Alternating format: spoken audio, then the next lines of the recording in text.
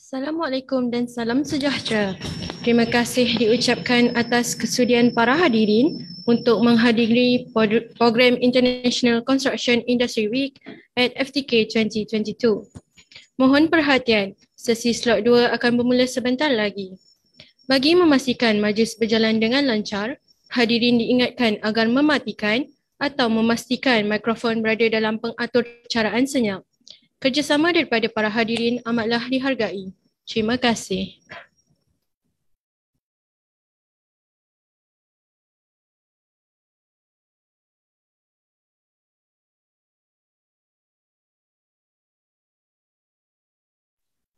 Bismillahirrahmanirrahim. Assalamualaikum dan selamat petang diucapkan kepada para hadirin dan hadirat sekalian. Saya, bagi pihak Jawatan Kuasa International Construction Industry Week at FTK 2022, mengucapkan setinggi-tinggi penghargaan kepada penceramah kita yang dihormati pada petang ini, Encik Saud Abdul Latif, selaku Eksekutif Komunikasi Indah Water Consortium Sdn Bhd. Selamat datang ke International Construction Industry Week at FTK 2022. Terima kasih diucapkan di atas kesudian bagi menyampaikan slot 2 dengan tajuk STP Teknologi. Tanpa membuang masa lagi, dengan segala hormatnya, saya mempersilakan moderator kita pada petang ini, Profesor Madya Teknologis Dr. Nurhanis Hayati Hairum, untuk mengendalikan slot 2. Majlis dengan segala hormatnya mempersilakan. Terima kasih pengerusi majlis, Nas Amira binti Muhammad Adib, salah seorang pelajar FTK. Assalamualaikum dan selamat tengah hari semua. Terima kasih atas kehadiran semua untuk slot kedua ICIW at FTK 2022. Saya Nurhanis Hayati Hairum, merupakan moderator untuk slot 2 pada petang ini.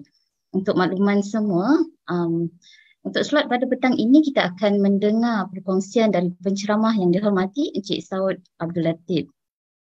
Beliau akan bercakap selama dalam 1 jam lebih.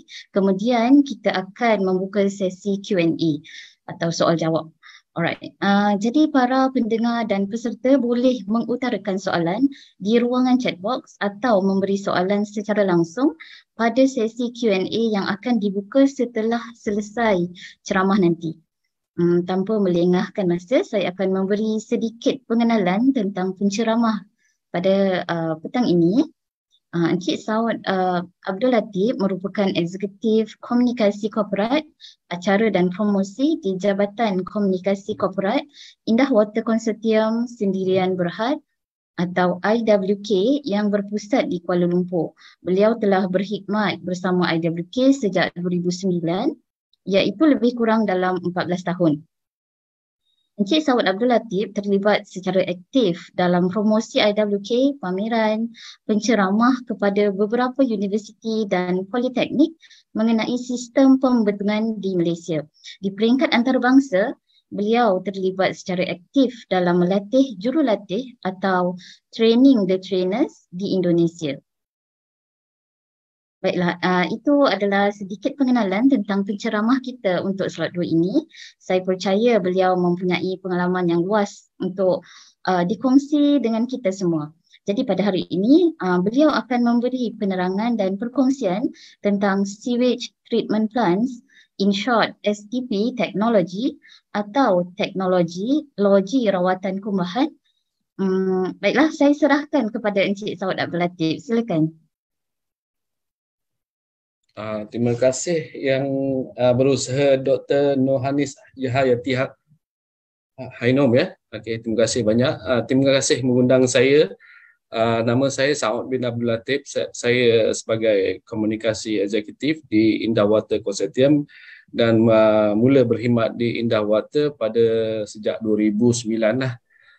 Saya ada banyak juga yang pelajar-pelajar dari UTHM ni pergi ke loji-loji kami lah untuk belajar, kan? Tapi yang ini mungkin ada sedikit ada innovation ya ini. Ini untuk apa? Yang untuk week apa nama ni? International Industry Week ya, untuk invite semua speaker-speaker daripada bidang masing-masing lah. Saya bukan pakar sebenarnya, saya bukan engineer, tapi bolehlah saya boleh memberi sedikit taklimat berkenaan dengan sewage treatment plant di Malaysia lah. Di Malaysia ni banyaklah loji-loji olahan kumbahan yang dikendalikan oleh Indah Water Consortium Sdn Bhd. Ya. Kami telah beroperasi semenjak daripada 1994 lah. Di Malaysia, ya. Jadi daripada 1994 hinggalah 2022 ni, ya, agak lama juga kami telah berada di perkhidmatan pembetongan ni. Kami adalah syarikat pembetongan nasional. Boleh tahu pelajar-pelajar, tuan-tuan, puan-puan boleh tahulah Indah Water ni biasanya confuse lah, dia indah. Pasal indah ni bukan berartinya indah, ya.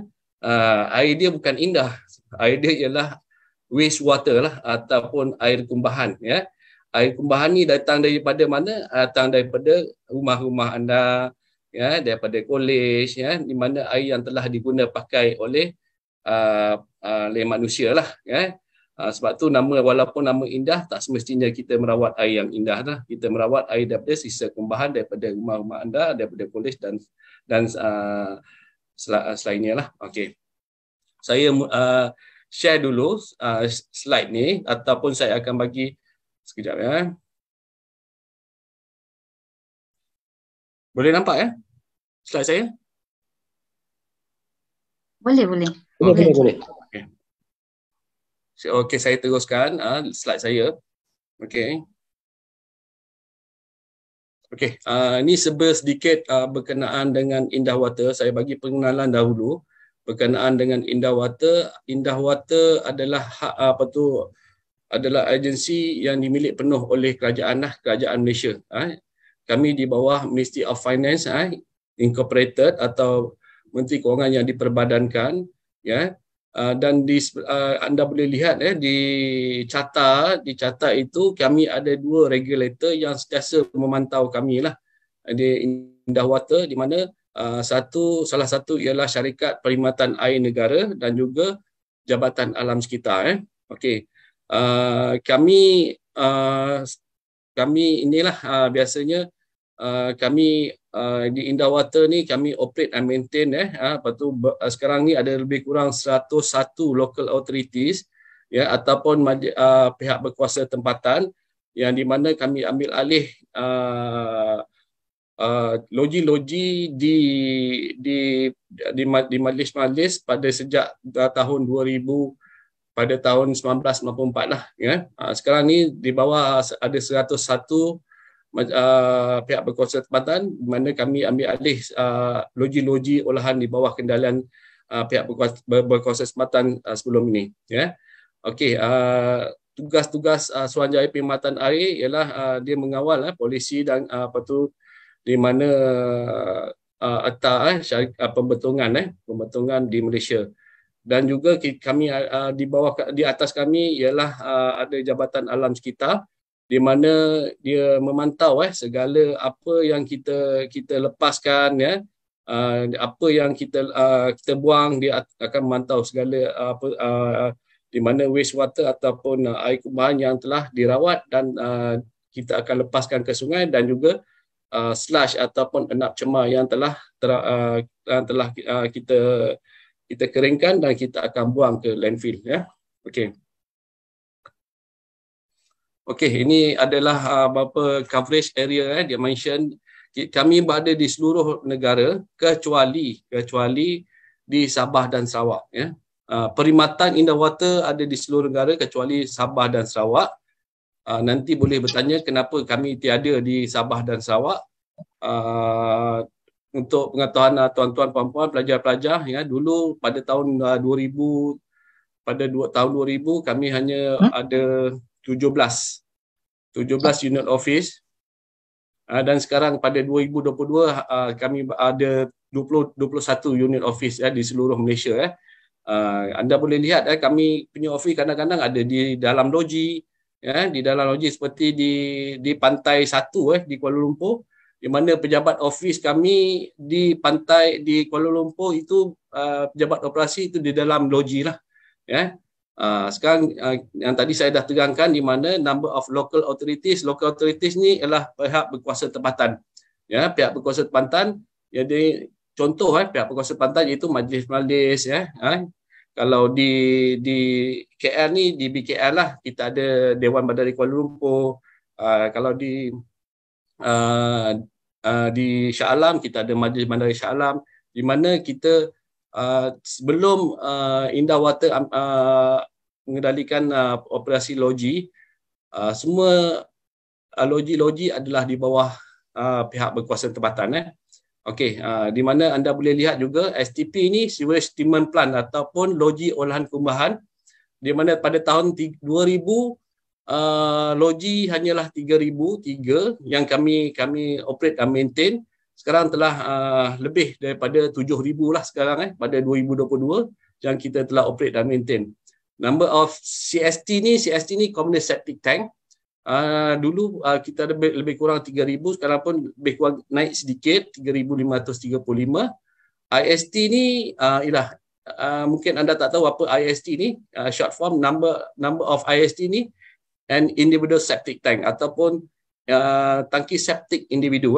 Sekarang dulu pada tahun 2000 kita operate tangki septic dan sedut lebih kurang 850,000, sekarang sudah ada 1,322,000 ya, di seluruh Malaysia. NPS ni ialah network pump station, sekarang ni melebihi daripada 1,000. Sewer line ni ialah pipe pembetongan awam di mana pipe pembetongan kita adalah semua underground di bawah tanah ya, di mana kita punya pipe pembetongan semua di bawah tanah. Sekarang ni dah kita operate lebih kurang dekat 20,000 lah kilometer seluruh Malaysia ya. Kita operate total PE ni population equivalent sekarang dah melebihi 24.8 juta lah ya. 24.8 customer kita ataupun pelanggan Indah Water dulu hanya 1,400,000 lebih kurang, sekarang lebih kurang 4 juta customer yang telah kita bill ya untuk bil pembetongan. So anda boleh lihat kalau anda berada di rumah ataupun berada balik kampung ke, pelajar-pelajar balik kampung ataupun balik ke rumah ibu ayah, boleh nampaklah kalau ada bil Indah Water bil Indah Water tu di mana rumah anda tu ialah kita operate dia punya sama ada tangki septik ataupun air kumbahan tu terus ke loji ataupun yang sistem yang bersambung ya. Okey, total staff di seluruh Malaysia sekarang lebih kurang 3,000 lebih lah, dekat 4,000, tapi anda boleh lihat kita satu Malaysia di mana staff ni merangkumi staff operasi admin dan sebagainya hanya 3,000 lebih sahaja satu Malaysia. Okey. Apakah itu air kumbahan? Okey, ni saya akan terangkan dahulu general dulu. Ya. Di mana air kumbahan ini yang di mana air kumbahan ini yang kita telah gunakan, di mana ia jadi air sisa. Air sisa ni tak semestinya air daripada toilet bowl ataupun najis. Ini adalah termasuk daripada kita basuh pinggan mangkuk di mana kita mandi dan juga washing machine di mana dekat rumah kita gunakan washing machine, di mana air yang kita gunakan yang telah digunakan itu dinamakan air sisa, dan air itu akan masuk ke pipe pembetongan di bawah tanah. So pipe itu akan terus masuk ke loji-loji olahan kumbahan yang berdekatan dengan rumah anda ataupun di kolej-kolej anda semualah. So bila dah masuk tu biasalah kita akan proses treatment, kita akan buat rawatan air kumbahan tu. Ni water pollution ni cause of various factor lah, ataupun pencemaran ni biasanya melalui daripada aktiviti ataupun aktiviti manusia lah kalau menyebabkan water pollution ataupun pencemaran air. Okey, ini contoh di mana air source of sewage yang saya lebih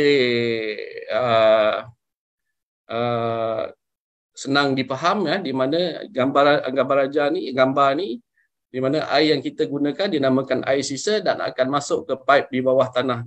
Ni pipe kita di bawah tanah. Okey. Kenapa kita perlu merawat air kumbahan? Kenapa kita perlu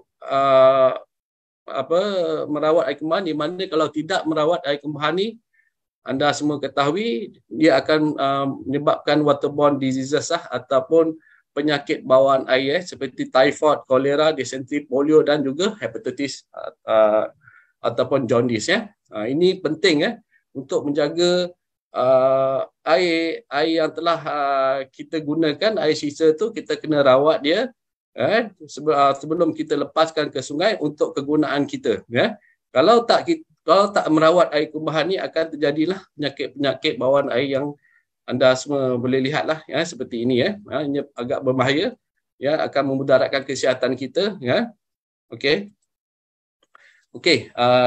saya akan bercerita sedikit berkenaan dengan sewerage system dekat di Malaysia. Di Malaysia. Okey. Yang ini menggunakan sistem yang lama. Sistem yang lama di mana menggunakan power flush lah.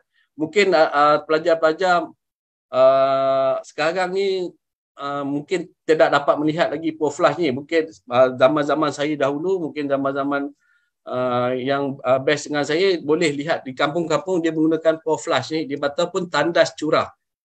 Tandas curah ni di mana dia akan terus, air ni akan terus pergi ke sungai-sungai ataupun ke loji, ke laut.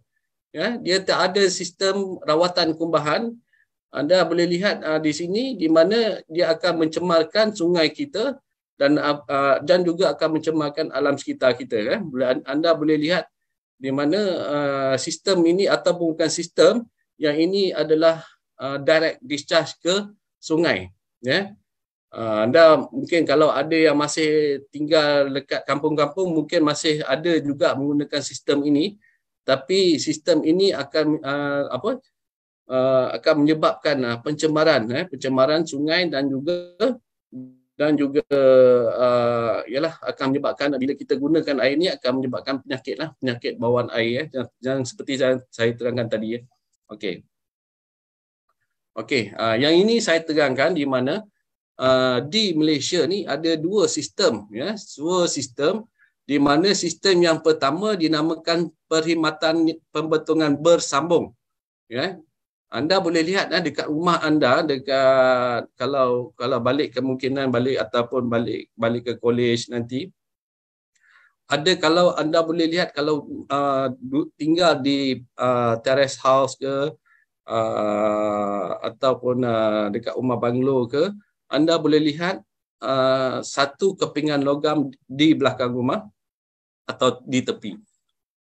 Bila biasanya satu chamber ataupun yang berbentuk empat segi di belakang rumah, logam yang berbentuk empat segi logam, di mana kalau satu saja biasanya ini adalah sistem yang bersambung ke loji-loji rawatan kumbahan awam.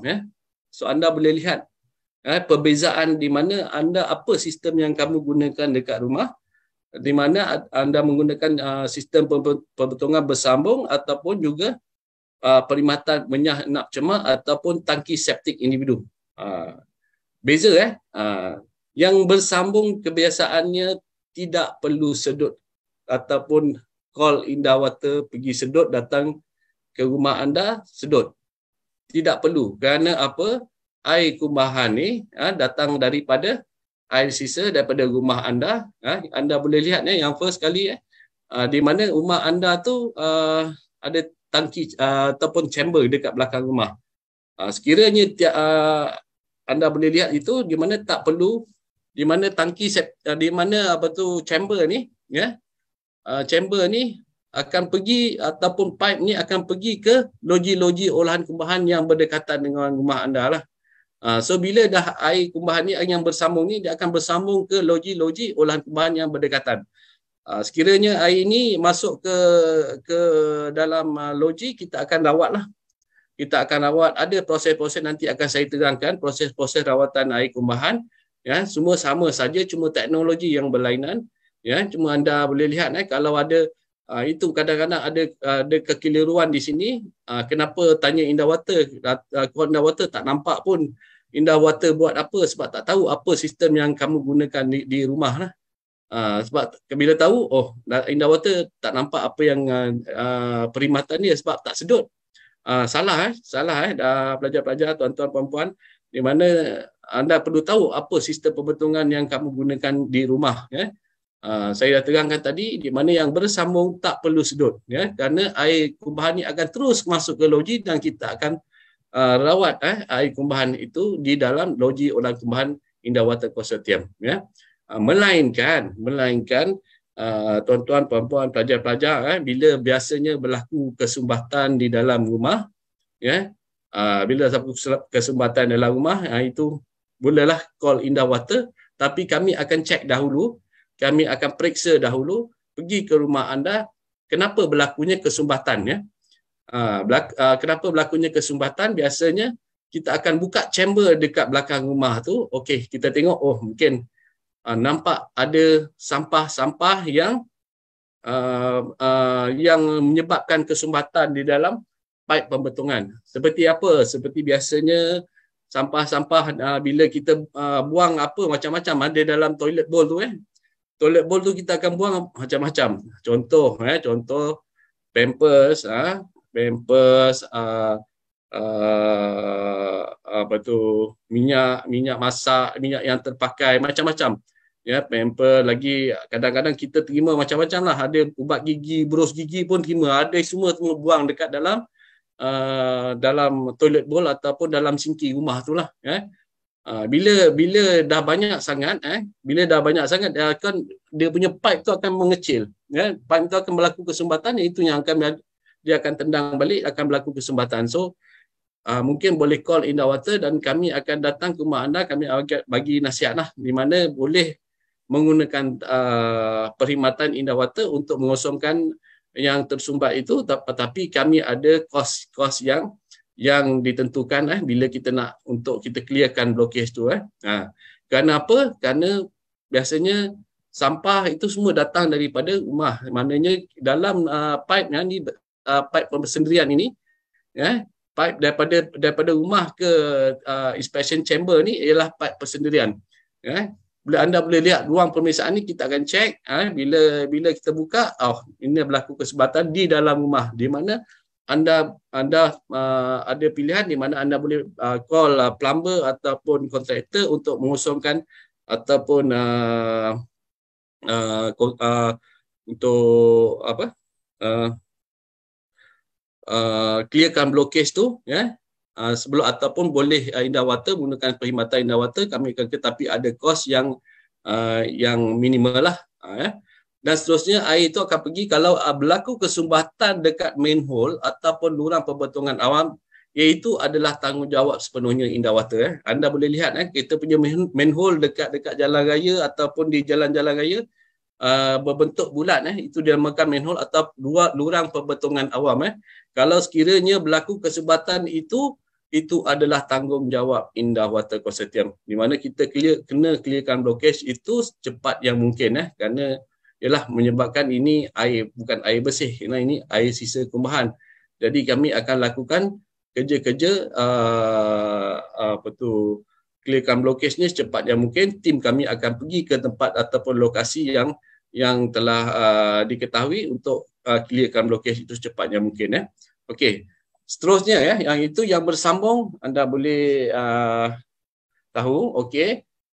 Yang bersambung tidak perlu sedut. Yang ini perkhidmatan minyak enap cemak, ini perlu sedut. Yang kedua ni, ya, di mana anda menggunakan tangki septik ataupun palung ataupun kerek, ya. Ataupun palung ataupun kerek. Di kalau rumah ada panggil palung, ada panggil kerek, tapi ada yang satu lagi tangki septik individu, di mana biasanya rumah-rumah jenis-jenis lama yang masih lagi menggunakan tangki septik individu, dan juga rumah-rumah kampung, rumah-rumah banglo juga menggunakan tangki septik individu, di mana ini perlu sedut. Call Indah Water, kami akan datang rumah anda, kita akan sedut setiap 2 tahun sekali. Biasanya kita sarankan, kita nasihatkan pengguna untuk sedut 2 tahun sekali. Ya.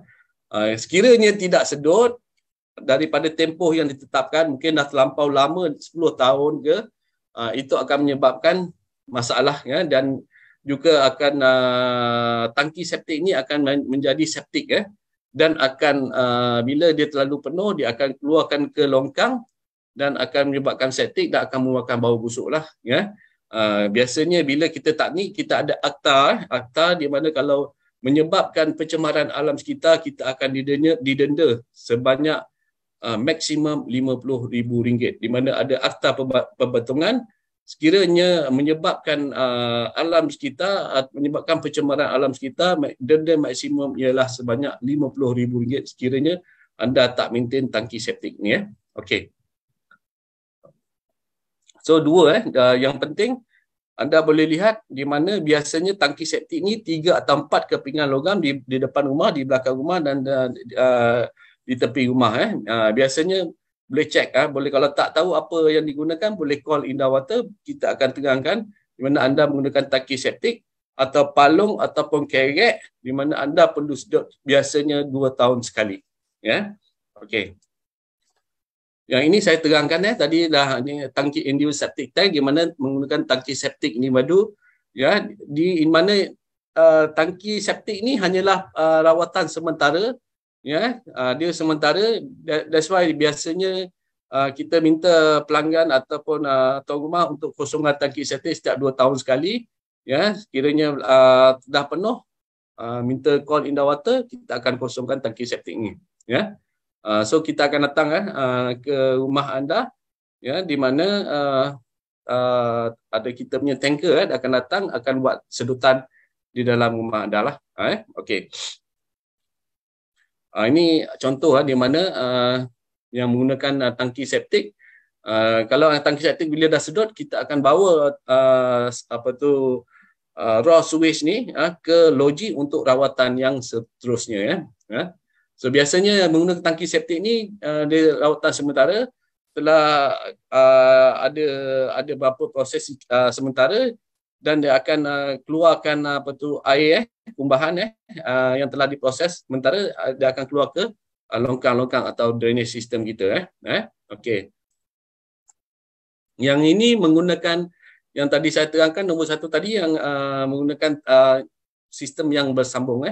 So anda boleh lihat sistem yang bersambung ni daripada rumah anda, air kumbahan ini ada pipe di bawah tanah dan seterusnya akan pergi ke pump station atau bukan pump station yang berdekatan. Dia akan pump air kumbahan ni seterusnya akan masuk ke loji-loji olahan kumbahan yang berdekatan, dan seterusnya akan ada proses-proses yang kami akan rawat air sisa ini, ya. So, seterusnya kita akan lepaskan ke sungai mengikut piawaian Jabatan Alam Sekitar. Ya, adalah parameter yang ditetapkan Jabatan Alam Sekitar yang perlu kita patuhi, ya. Nanti saya terangkan apa parameter yang kita patuhi, ya. Kena patuhi. Ini contoh di mana inspection chamber, kalau biasanya anda berada di belakang rumah, di rumah teres, ya, biasanya ada inspection chamber di mana logam ni berbentuk 4 segi. Ini lurang pemeriksaan, persendirian, ya. Dan manhole juga itu di jalan on the road, di jalan-jalan raya, ya, di mana ini adalah sekiranya berlaku kesumbatan di dalam manhole ni, itu adalah tanggungjawab 100% Indah Water, ya. Okey.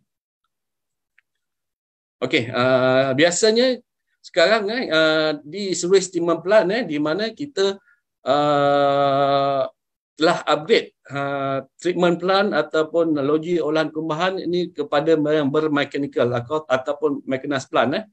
Biasanya anda boleh lihat pelajar-pelajar kalau ada kesempatan untuk pergi ke loji-loji kami, kebiasaannya ada yang kecil, ada yang besar lah, loji yang besar dan kecil lah. Okey, anda biasanya akan lihat first proses tu kita akan ada screen chamber ataupun penapis sampah, di mana sampah-sampah ni yang masih terlepas ke dalam pipe-pipe kita dan akan masuk ke dalam loji. Kita first proses ni kita akan tapiskan sampah sarap, ya, yang masuk ke dalam pipe pembentungan dan juga masuk ke dalam loji kita lah.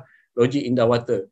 Dan seterusnya proses ni akan pergi ke pemendapan pasir ataupun kita akan buang grid chamber ni, kita akan buang, remove segala pasir-pasir ya, ataupun minyak dan seterusnya akan pergi ke kita punya kolam-kolam pengudaraan ya. So kolam ni kita akan bagi oksigen kepada mikrob atau kepada bakteria ya. So kita akan ada proses-proses pengudaraan atau oksigen bagi contoh seperti di dalam akuarium lah, akuarium untuk bela ikan lebih kurang macam itu ya. Dan seterusnya bila dah bagi udara dan ada yang bakteria yang baik dan ada yang bakteria yang tidak baik, akan bila yang tidak baik tu, yang baik tu akan makan dan akan ke proses yang seterusnya akan pergi ke pemendapan nap camar ataupun clarifier. Dia akan ada pemendapan, slowly akan mendap, akan ada dua lapisan ya, dua lapisan di mana air liquid ataupun air yang telah terawat akan berada di atas, di bawah itu yang ada di bawah itu dinamakan slush ataupun nap camar. So kita asingkan dua lapisan ini, air yang telah terawat dinamakan effluent ya, yang kita akan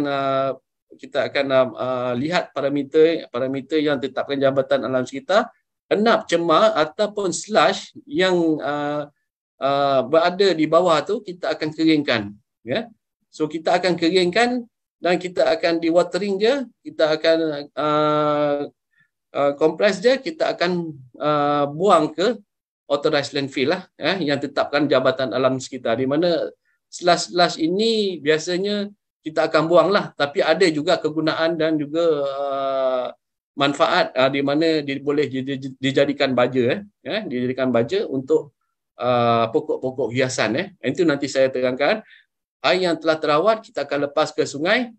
Tadi air yang saya telah terangkan, air yang terawat dinamakan effluent, air yang masuk ataupun raw sewage dinamakan influent, in and out. Influent air yang masuk, effluent air yang keluar Okey, di bawah tu anda boleh lihat antara salah satu loji kami di Indah Water Okey. Ini adalah dua yang penting sekali, di mana air yang telah terawat, yang parameter yang kita tetapkan, yang ditetapkan oleh Jabatan Alam Sekitar ialah BOD. BOD ni biological oxygen demand, di mana air BOD ni yang masuk influent yang saya terangkan tadi, influent hendaklah tidak melebihi daripada 250 mg per liter. BOD-nya, biological oxygen demand-nya tidaklah boleh melebihi daripada 250 mg per liter. Di mana raw sewage tu jangan melebihi daripada 250 selepas dirawat, selepas treated wastewater ni biasanya untuk BOD-nya hendaklah tidak boleh melebihi daripada 50 mg per liter dan juga 20 mg per liter, bergantung kepada standard Ada standard yang ditetapkan Jabatan Alam Sekitar, di mana ada standard A dan juga standard B, di mana kalau standard A hendaklah air yang telah dilepaskan itulah mematuhi standard A, di mana hendaklah di bawah 20 mg per liter. Dan untuk standard B hanyalah untuk menjaga alam sekitar, hendaklah tidak boleh melebihi daripada 50 mg per liter. So kenapa ada standard A dan standard B? Biasa nanti saya akan terangkan kenapa ada standard A dan standard B. Okey. Dan yang kedua ialah suspended solid. Suspended solid ni sama juga dengan BOD, di mana kita pantau air yang masuk di dalam loji olahan kembahan. Influent dia biasanya influent for SS suspended solid ni tidak boleh melebihi daripada 300 mg per liter, dan untuk air yang nak dilepaskan hendaklah kurang daripada 100 mg per liter. Ini air yang telah terawat. Yang masuk mestilah tinggi, biasanya dia belum dirawat, dan yang keluar tu setelah selesai dirawat, dia diproses rawatan kumbahan, tidak lebih daripada 100 mg per liter. Ini untuk standard B. Standard A biasanya kurang daripada 50 mg per liter. Kita ada banyak parameter seperti oil and gas, pH, tapi yang ini yang paling penting, BOD dan juga SS. Jabatan Alam Sekitar akan pantau kami indah water, air yang dilepaskan setelah dirawat biasanya akan dilepaskan ke longkang. Itu pihak Jabatan Alam Sekitar akan ada enforcement, pergi ke loji-loji rawatan kami, ambil sampel air dan akan pergi ke makmal Jabatan Alam Sekitar dan akan test lah sama ada kita mematuhi piawaian Jabatan Alam Sekitar atau tidak. Kalau tidak mematuhi piawaian Jabatan Alam Sekitar ni, kita akan disamanah, didenda lah. Pernah sekali, pernah didenda Indah Water kerana tidak mematuhi piawaian Jabatan Alam Sekitar. Dia very strict. Kalau salah, memang kalau kita tak ikut piawaian, kita akan didenda lah.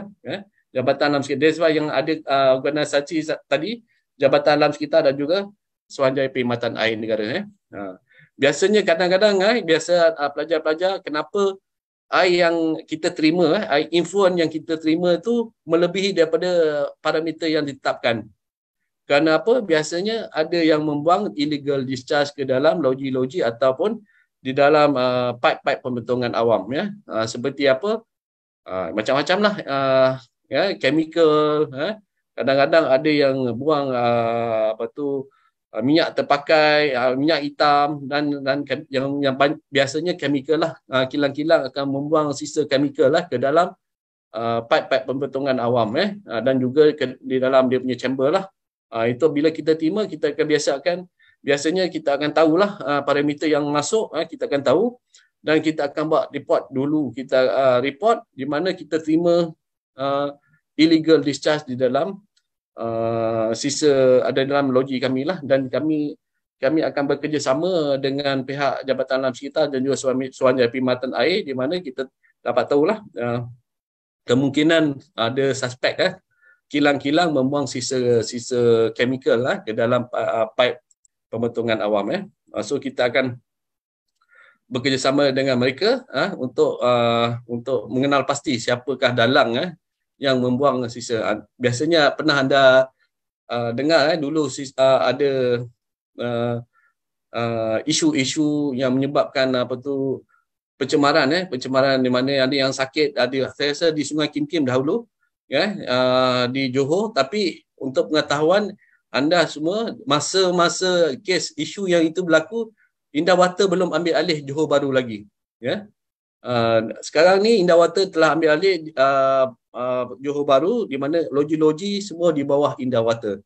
Telah isu-isu di Sungai Kim yang menyebabkan ada pencemaran dan ada penyakit, ada yang kena penyakit, itu salah satulah. So bila dah dapat tu, kami telah berada di Johor Bahru dalam baru setahun lah, setelah selesai kes-kes yang ada pencemaran di Sungai Kim dan kawasan yang sekitar dia. Okey. Ini saya terangkan tadi kenapa ada standard A dan juga standard B, yang di mana air yang kita lepaskan, effluent water yang kita lepaskan, kita ada standard ditetapkan Jabatan Alam Sekitar. Biasanya standard A itu ialah upstream lah. Upstream ni kenapa upstream? Upstream ni biasanya air yang kita telah terawat akan masuk ke sungai, sungai yang ada water intake kepada syarikat air. Kalau di Selangor ni, air Selangor, di mana sungai air untuk proses air yang bersih, di mana di Selangor ini Sungai Langat lah. Contoh di Sungai Langat is a water intake for syarikat air Selangor, di mana dia ambil air itu dalam sungai, dia akan proses balik dan masuk ke dalam loji mereka dan proses dan akan masuk balik, disaka balik ke rumah-rumah anda. Ini berbeza dengan standard B, di mana downstream ni, di mana air yang kita rawat kita akan lepaskan ke sungai hanya mengikut piawaian Jabatan Alam Sekitar. That's why anda boleh lihat BOD dia dengan SR dia agak tinggi sedikit daripada standard A. Standard A is a water intake for syarikat air. Kalau di Johor, syarikat air Johor lah. Kalau di Selangor, syarikat air Selangor lah, ataupun air Selangor. Itu sahaja beza A dan B, di mana A ialah water upstream dan B ialah downstream lah. Okey. Ini outcome sanitation, di mana anda boleh lihat dia punya pecahan-pecahan di mana ini untuk alam sekitar lah, di mana ada graf-graf carta-carta di mana anda boleh lihat kenapa kita mementingkan alam sekitar. Okey. Ini saya terangkan kita punya byproduct lah. Byproduct kami ada 3 lah. Biasa kita telah rawat air kumbahan ni, kita dah rawat, kita dah keringkan. Ini akan ada byproduct yang dihasilkan oleh Indawata ataupun dalam logi kami lah. Okey. Nombor 1 ialah biosolid lah, di mana biosolid ni enap cemar lah yang kami hasilkan setelah buat proses rawatan air kumbahan, di mana tadi saya dah terangkan ada 2 lapisan. Atas ialah air effluent ataupun air yang telah terawat, yang di bawah lapisan itu dinamakan biosolid ataupun enap cemar. Enap cemar ni boleh dijadikan baja atau fertilizer, tapi hanya sesuai untuk pokok hiasan saja, tidak sesuai untuk pokok untuk makanan lah, atau apa yang kita makan lah, seperti sayur-sayuran, kerana kita takut ada chemical yang masih ada di dalam enap cemar ataupun baja ni lah. Tapi di negara-negara lain ada menggunakan macam-macam lah teknologi ni, di mana enap cemar ni dia boleh dicampur dengan clay, dijadikan batu bata untuk bangunan. Tapi di Malaysia tak perlulah. Kami mungkin ada beberapa fatwa di mana masih lagi najis, dan kami tidak gunakan untuk commercialize lah yang ni, tapi hanya untuk pokok hiasan, di mana kita telah bekerjasama dengan majlis, di mana dia menggunakan baja-baja daripada daripada ambil enap cemar daripada Indawata dan dijadikan baja untuk tanaman pokok-pokok hiasan mereka. Dan juga kita ada biogas, biogas di mana sekarang ni ada diguna pakai semula, recycle untuk dijadikan generate electricity lah, di mana anda boleh lihat nanti akan saya ada slide yang selanjutnya, di mana biogas ni boleh recycle untuk dijadikan tenaga ataupun untuk jadikan electricity, untuk digunakan kemudahan di dalam logi-logi dan juga pejabat lah, dan juga bioeffluent, di mana bioeffluent ini ataupun air yang telah terawat, di mana kita lepaskan ke sungai. Ada juga untuk kami buat kolaborasi dengan pihak air Selangor dan juga syarikat-syarikat lain, di mana dia mengambil air yang telah terawat ini untuk dijadikan sebagai cleaning purposes lah kepada kilang-kilang. Dan kilang-kilang tak perlu gunakan air yang bersih, dia hanya menggunakan bioeffluent ni, tapi biasanya akan syarikat-syarikat itu akan takkan sedikit UV ataupun klorin untuk menjernihkan sebelum digunakan kepada kilang-kilang, untuk pembersihan logi. Pembersihan kami juga masih gunakan juga bioeffluent untuk pembersihan logi, dan di mana air effluent ni boleh digunakan untuk kilang-kilang untuk kerja cleaning, jentera-jentera dan sebagainya lah. Okey. Ini bioeffluent yang anda boleh lihat ini di pantai 2, yang anda boleh lihat ada Sky River, di mana air yang kita lepaskan itu biasanya kalau dia di sana akan jadi jernih lah, dan tak akan ada bau lagi, So kemungkinan pelajar-pelajar ada kesempatan melihat salah satu logi kami, boleh lihatlah di mana air yang kita telah rawat akan lepaskan ke sungai, akan nampaklah lihat air yang jernih, seperti mineral water lah. Untuk pengetahuan pelajar-pelajar di Singapura, di mana air effluent ni dijadikan mineral water, dinamakan Neo Water. Ada teknologi di mana air kumbahan ni dijadikan mineral water untuk jadikan minum lah. Tapi di Malaysia kita tak perlulah, kerana kita tak ada masalah dengan air. Sekarang pun musim hujan, so tak ada masalah dengan air. So, kemungkinan dia menggunakan teknologi untuk air kumbahan ni jadikan mineral water lah.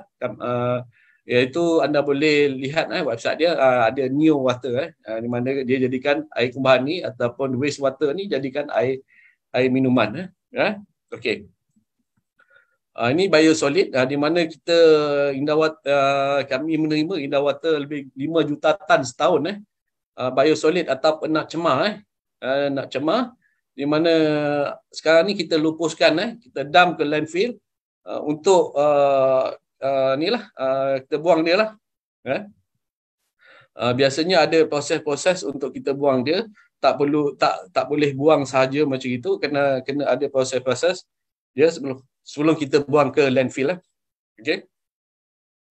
Tadi saya telah terangkan dia sesuai untuk fertilizer for non food crop selain daripada sayur-sayuran untuk makanan lah ya.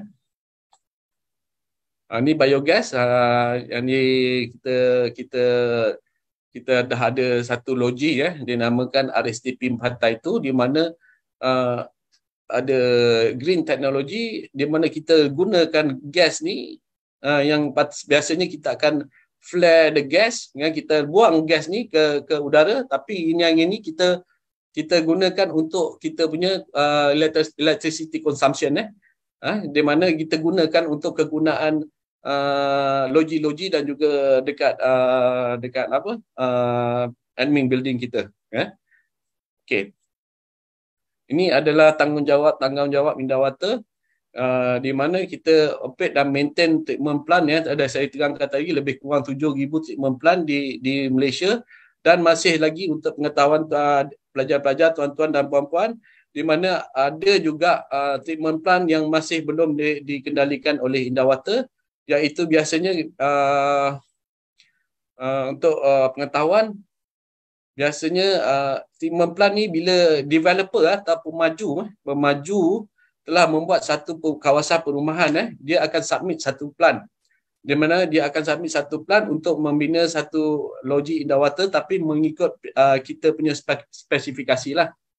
Bila telah kami luluskan, barulah pemaju itu akan menyerahkan kunci, akan dapat CF lah kepada pembeli lah. Kalau selagi kami tak luluskan, dan di situlah CF tu akan ada tertangguh lah. Di mana pemilik kena bertunggu untuk dapat kelulusan. Indah Water hanya operate dan maintain, kami tidak membina loji, hanya operate dan maintain, dan diserahkan kepada Indah Water setelah selesai semua syarat-syarat yang ditetapkan oleh pihak kami lah. Pemaju harus ikutlah kita punya spesifikasi sebelum kita luluskan. Okey. Ini di mana sekarang ni kita ada maintain kita punya pipe di bawah tanah di mana sewerage pipe yang itu saya dah terangkan tadi, ada lebih kurang sekarang ni 19,000 km di seluruh Malaysia, di mana ni anda boleh lihat manhole kita lah di jalan-jalan raya on the road ni. So bila berlaku kesumbatan, pihak kami dan tim kami akan datang ke lokasi itu, seterusnya akan clearkan blokej itu secepatnya mungkin lah. So biasanya tinggi kami akan buat kerja-kerja clearkan blokej menggunakan CCTV lah. CCTV ni dia akan tengok mana ada masalah dia. So CCTV akan masuk dan seterusnya akan kita akan ada pakai jetter dan sebagainya lah untuk clearkan blokej tu secepat yang mungkin. Okey. Kita refurbish di mana kita upgrade sebelum kita ambil alih ambil alih loji-loji rawatan kumbahan ni, pada tu kita akan tengok, kita akan refurbish balik, kita akan tengok kesesuaian dengan operasi kami, akan bagi dia cantik seperti anda lihat di sini ialah di Pantai 2 lah. Nanti saya akan terangkan apa tu proses-proses rawatan di Pantai 2. Kami akan upgrade biasanya upgrade loji-loji yang agak lama kita akan upgrade kepada yang bermekanikal lah. Okey. Di mana ini adalah perkhidmatan kami, di mana untuk pengosongan tangki septik di kapal-kapal dan di rumah-rumah lah. Seperti di sinilah di kapal-kapal kita datang, tanker kita datang untuk kita buat kerja-kerja disludging ataupun penyedotan enap cemar. Dan ni di mana saya dah terangkan tadi juga disposal, di mana kita tak boleh buang saja-saja air enap cemar ni ke ke mana-mana, hanya kepada tapak pelupusan enap cemar saja, di mana kita keringkan dahulu sebelum kita buang ke tempat pelupusan enap cemar. Okey. Ini indah water juga di waktu malam, seperti dekat planet lah, di mana anda boleh lihat, kita pun tak tahu di mana sewage treatment plant ni rupanya ada di bawah tanah, tak nampak pun. So nanti saya akan terangkan lebih detail berkenaan dengan sewage treatment plant di Pantai 2. Ini biasanya operational problem at site ni biasa kita dapat tahulah dekat venue ataupun site, di mana anda boleh lihat, anda pelajar-pelajar, tuan-tuan, puan-puan boleh lihat kita banyak membuang segala sampah sarap semasa dalam screen chamber kami. Dalam screen chamber ni macam-macam sampah ada kami lihat, macam-macam ada, kadang-kadang seluar pun ada. Seluar pun orang buang ke dalam mangkuk tandas dan sekian, dan macam-macam ada. Biasanya kalau wanita pun ada, pampers, macam-macam ada. So maknanya mohon tuan-tuan puan-puan jangan buang sampah di dalam mangkuk tandas, dan juga jangan buang sampah dalam sinki. Hanya kita punya human waste saja. Human waste saja, itu saja. Jangan buang macam-macam dalam tu, dia akan berlaku kesumbatan. So inilah kita terima, inilah masalah yang kami hadapi di loji-loji kami lah, bermacam-macam. Okey. Dan juga yang tadi ada terangkan tadi juga illegal discharge daripada industri-industri ataupun kilang-kilang, buang segala chemical yang tak guna, dia buang masuk ke dalam pipe pembentungan dan seterusnya pergi masuk ke dalam kita punya chamber, dan kami terima, bila kami terima akan inilah berlakunya sisa pencemaran, akan berlaku bau busuk. Bila kadang-kadang biasanya bila bau busuk je biasa akan terus pinpoint pada indah water, tapi dia tak tahu yang air itu sebenarnya datang daripada mana. Biasanya datang daripada bila dia dah macam-macam daripada kilang, macam seperti kilang-kilang soya, dia buang sisa hampas dia buang masuk ke dalam tu. Bila kita terima dia akan jadi bau busuk. Pasal kita terima, kita belum buat rawatan lagi. Bila kita dah buat rawatan, mungkin reduce dia punya bau odor ataupun bau busuk dia kan. Biasa raw sewage macam itu, biasa itulah. Tapi kita bekerjasama, yang saya terangkan, bekerjasama dengan Jabatan Alam Sekitar dan juga Suruhanjaya Perkhidmatan Air, dan ada penguatkuasa yang memantau segala kilang-kilang atau apa pun di mana yang membuang segala sisa haram ni lah, ataupun illegal discharge. Okey. Dan juga ini adalah tu saya dah terangkan juga minyak terbakar atau minyak hitam yang digunakan oleh di workshop. Bila workshop ni dia buang saja ke dalam pipe pembentungan, dia akan buang ke dalam manhole, dia akan buang segalanya. Itu akan menyebabkan pencemaran, dan kita akan terima air kumbahan ni dengan BOD dan SS yang terlalu tinggi lah. Kami akan laporkan kepada Jabatan Alam Sekitar, dan kami suspek sekian ni telah membuang sisa haram ke dalam pipe pembentungan. Okey. Setakat ni ada soalan tak? Sebelum saya ke next Pantai 2 RSTP. Ada soalan, Encik? Boleh kita yang ni soalan sekarang ke? Soalan satu, nanti yang the next slide ni kita akan terangkan lebih pada Pantai 2 STP. Yang tadi general berkenaan dengan indah water, berkenaan dengan air sisa kumbahan. Yang ini nanti kita akan lebih kepada next slide ni akan lebih kepada Pantai 2 RSTP, teknologi lah. Takkan ada soalan dah. Encik nak untuk part 1 ni, Encik nak jawab soalan dulu ya? Boleh. Kalau nak tanya dulu boleh. Sebelum kita sampai ke next slide ni lah. Okey. Boleh buka pada soalan-soalan dulu lah. Right, jadi saya buka Q&A session, dan saya bacakan dulu soalan yang ada di chat box. Okay, soalan pertama, sewage process, adakah sewage process ni proses kita semula. Okey. Yang saya terangkan tadi, ya. Okey, untuk sekarang ni pihak kerajaan telah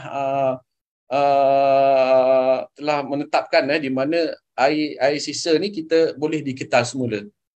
Di mana yang tadi saya terangkan tadi ada biosolid, biogas dan juga bioeffluent. So inilah kita semualah di mana kita boleh gunakan sisa ini. Contoh bioeffluent tu boleh diketal semula untuk jadikan pokok siraman, dan boleh gunakan untuk cleaning purposes dan selainnya lah. Encik, bioeffluent tadi dia sesuai tak untuk guna dalam boiler?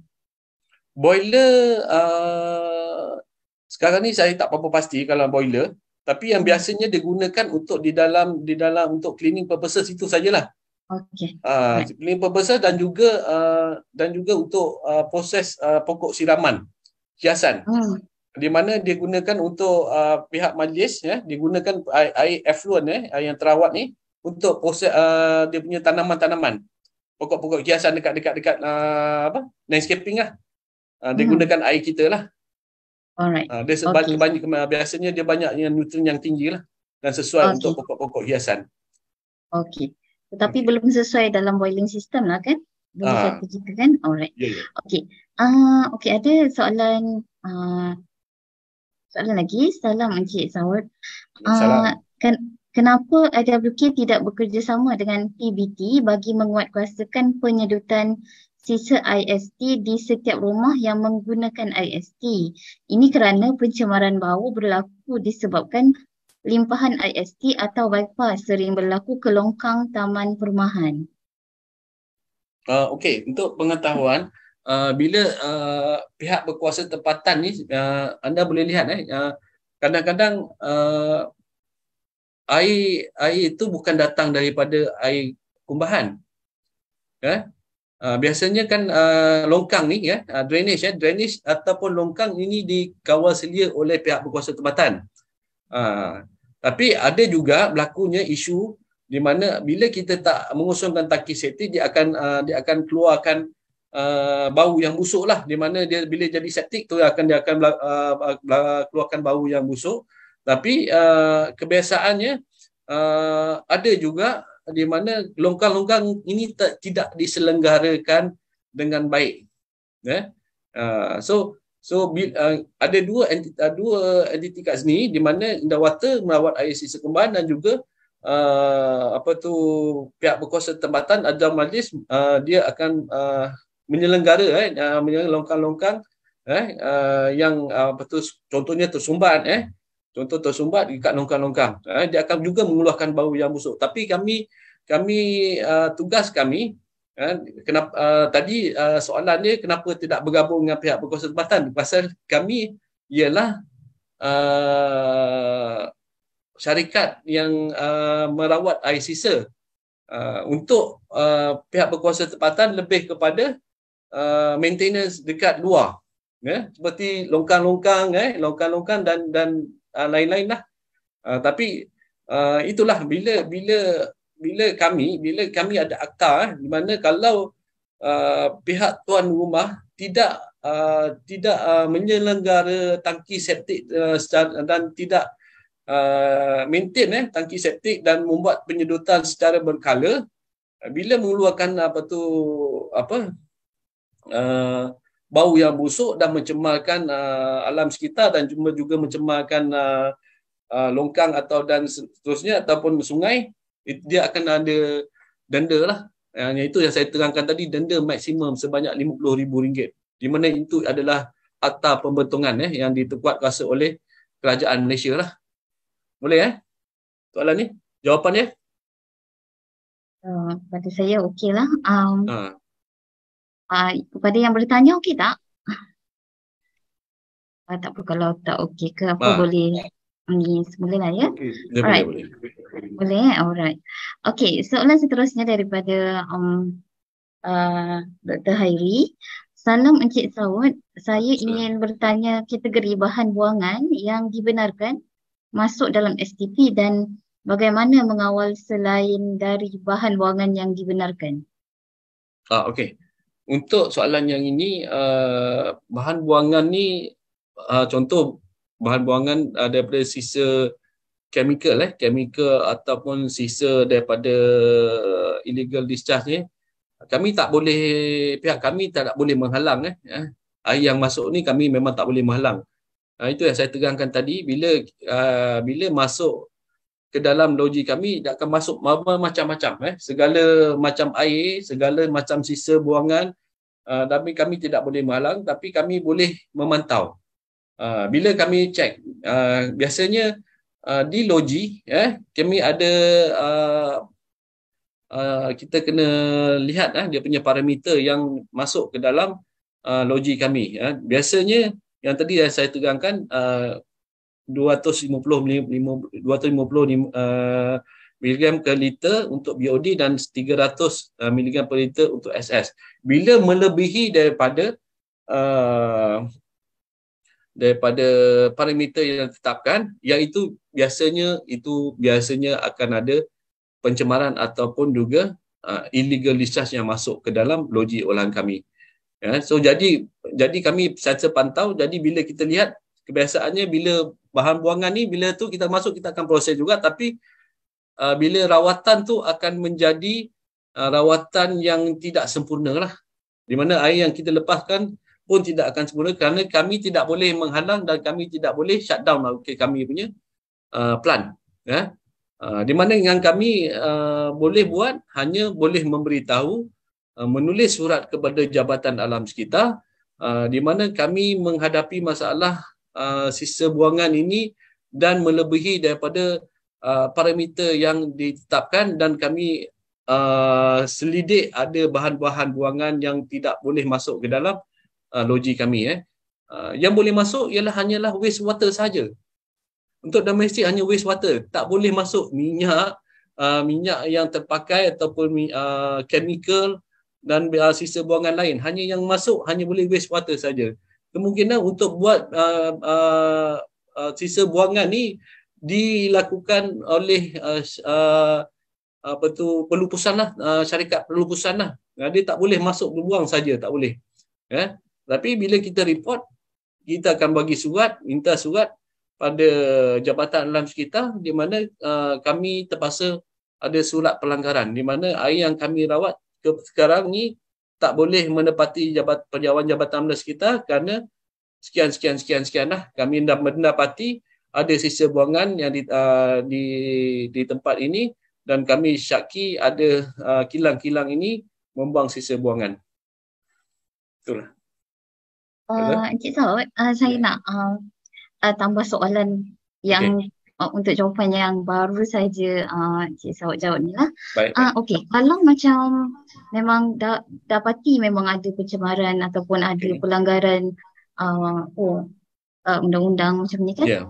Contohnya, first kita dapat detect daripada BOD dan SS yang tinggi. Betul. Jadi at the end of the day, wastewater tu akan IWK akan macam mana akan treat the wastewater yang macam tu, ataupun macam mana yang nak dibuat dengan wastewater yang tidak menepati standard influent tadi? Okey, itu saya cakap tadi, kita tak boleh menghalang, kan? Bila kita tak boleh menghalang air yang masuk, dan kita akan buat surat di mana surat pelanggaran. Itu dinamakan surat pelanggaran, di mana kita memberi surat itu kepada Jabatan Alam Sekitar. Kerana definitely kita tak boleh nak bila kita dah rawat, kita tak boleh hold juga air tu. Maksudnya memang IWK akan treat jugalah. Treat juga. Terpaksa kita tak boleh shutdown, kan? Tapi kita lepaskan tidak mengikut piawai Jabatan Alam Sekitar.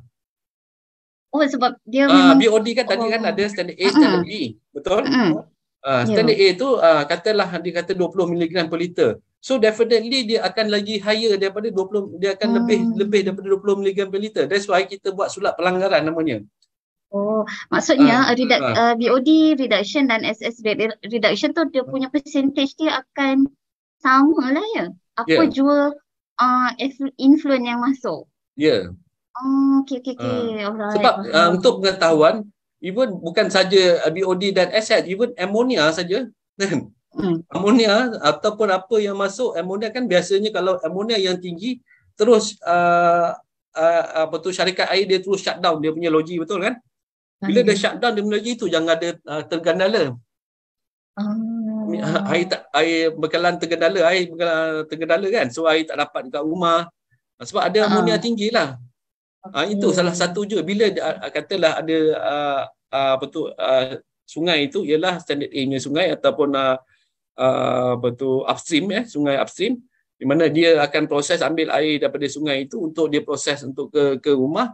Tiba-tiba sungai itu amonia tinggi.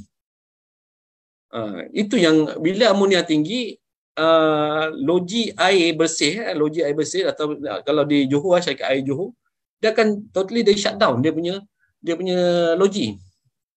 So bila dia tak dia shut down, itu yang akan tergendala segala air tak dapat kat rumah. Dan contohnya tu dia detect dia punya ni lah, chemical ataupun gas-gas ni lah, amonia ni segala dan sebagainya. Ya. Oh, alright. So Okay, macam jelas lah. Jelas so tadi. macam Okay. macam kami, memang kami tak boleh menghalang apa yang masuk, betul kan? Kita tak boleh nampak pun. Maknanya tak boleh masuk, dia masuk baru kita detect dia. Detect dia, BOD dia tinggi, amonia dia tinggi, pH dia tinggi, oil angry dia tinggi. So macam-macam. Tapi bila kita lihat, kita tengok, kemungkinan daripada sumber-sumber yang daripada sinilah. So adalah kita akan ada kita punya enforcement juga untuk kita selidik siapa yang buang sisa ni lah, illegal discharge atau sisa-sisa haram ni. Ya. Jelas Okay, Doktor? okey, okey. Terima kasih. Ada soalan lagi ni daripada Facebook. Sesetengah tempat ada yang menggunakan pipe carbide instead of IST. Apa pandangan Tuan berkaitan hal ini dan bagaimana peruntukan undang-undang dalam menangani isu ini? Terima kasih. Okey. Yang undang-undang ni, itulah saya cakap, undang-undang ni bila mencemarkan alam sekitar saja dia akan terus inilah. Lagi sekarang ni kita baru lagi ni saya dapat tahu di parlimen telah luluskan ada undang-undang di mana bila pencemaran berlaku pada alam sekitar ni, dia akan mendapat hukuman yang lebih tinggi lah, lebih berat lah, sekarang ni yang menyebabkan pencemaran alam sekitar. That's why itulah kata tangki septik dan juga pipe-pipe yang katalah dia pergi direct discharge ke sungai ni, ini akan menyebabkan alam sekitar ni bila tertangkap itu akan mendapat denda yang berat lah sekarang ni.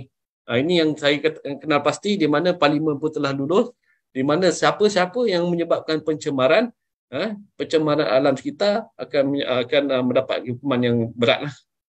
Saya rasa daripada itu 50,000 ada kat 200,000 kan mungkinan. Lebih ataupun berjuta. Ini sensitif. Ini menyebabkan alam sekitar ni ialah kita itu yang saya cakap tadi, ialah bila alam sekitar kita tercemar, inilah mula dah ada penyakit, bermacam-macam penyakit. Bila kita gunakan air yang tercemar. Saya pun baru hari itu balik daripada Pulau Perhentian, di mana kami ada majlis sesi libat urus di sana, di mana Pulau Perhentian tidak pernah tidak pernah sedut dia punya tangki septik di sana. Di mana bila ada masalah, ada isu dan ditimbulkan oleh pihak media, itu terus kami capture, kami pergi ke sana, kami bagi awareness campaign kepada mereka, di mana tangki septik di rumah perlu dikosongkan setiap 2 tahun atau 3 tahun sekali lah. Sekarang dekat sana dia terus direct ke sungai, ke laut lah, ke laut, di mana bila lama-lama itulah menyebabkan keracunan. Anda boleh lihat artikel di mana ada 40 pelancong daripada ke Pulau Perhentian, di mana dia makan yang makan dan menyebabkan keracunan makanan. Ada 40 pelancong di sana. Itulah salah satu bila kita tidak menitikkan beratkan alam sekitar, di mana kita gunakan yang seperti tangki septik yang tidak disedot setiap 2 tahun sekali, ataupun pipe-pipe yang tidak dibenarkan oleh pihak-pihak berkuasa lah, ataupun yang dia tak maintain lah dia punya pipe-pipe. Okey, itu saja. Okay, alright. Soalan terakhir di chat box. Okey. PDC itu adalah singkatan kepada apa ya, Encik? PDC yang mana puan? Yang mana? PDC kurang pasti. PDC ni PDC.